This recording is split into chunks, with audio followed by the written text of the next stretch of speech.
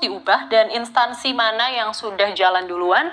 Mari kita bedah dalam gaji tunggal ASN demi hapus kompleksitas. Oke. Jadi penerapan sistem gaji tunggal untuk ASN ini kembali masuk dalam agenda pemerintah dan rencananya skema ini akan diterapkan dalam beberapa tahun ke depan dan sudah dicantumkan dalam dokumen nota keuangan dalam RAPBN tahun 2026.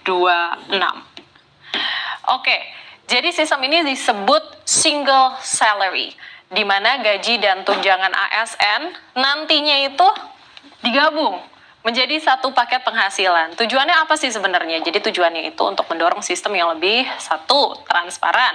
Yang kedua, adil. Dan juga yang ketiga, ini berbasis kinerja. Jadi sistem tunggal ini sebenarnya dasar hukumnya sudah kuat. Jadi skema ini sudah tertulis dalam Undang-Undang Nomor 59 tahun 2024 tentang Rencana Pembangunan Jangka Panjang Nasional atau RPJPN pada tahun 2025 hingga tahun 2045. Jadi di sana itu dijelaskan bahwa sistem gaji tunggal merupakan bagian dari upaya pemerintah untuk meningkatkan meritokrasi dan juga integritas ASN. Jadi sebenarnya rencana ini sudah dikemas rapi di atas kertas dan sudah lebih lama termuat dalam Civil Apparatus Policy Brief Badan Kepegawaian Negara atau BKN yang bertajuk Kebijakan Sistem Penggajian Pegawai Negeri Sipil, Desain Gaji dan Tunjangan pada tahun 2017 lalu. Tapi menurut Kepala Badan Kepegawaian Negara Zudan Arif, ini belum ada pembahasan lebih lanjut antar instansi dan hingga sekarang masih menggunakan skema lama, namun akan ditindak lanjuti. Lalu kita bahas, sebenarnya apa sih yang berbeda gitu ya sistemnya yang masih berlaku sama sekarang sama si skema baru itu atau single salary. Jadi kalau kita lihat sistem gaji ASN saat ini kan masih menggunakan pola lama yang berdasarkan pangkat dan juga masa kerja, belum berdasarkan beban atau bobot jabatan. Itulah kenapa seringkali gaji pokok yang diterima ASN itu kelihatannya kecil. Tapi sebenarnya ada komponen tambahan lain.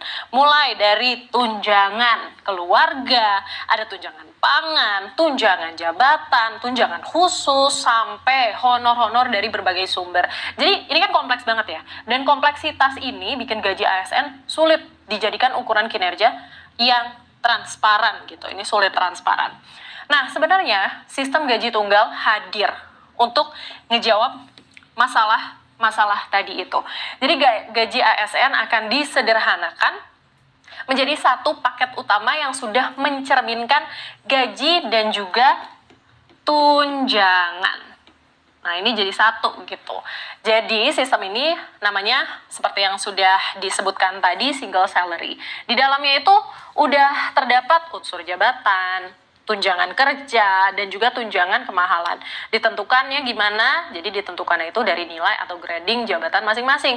Artinya PNS yang jabatannya sama, itu belum tentu menerima gaji yang sama.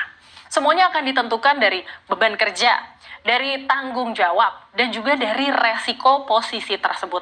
Dan dengan sistem ini, pemerintah itu ingin mendorong budaya meritokrasi.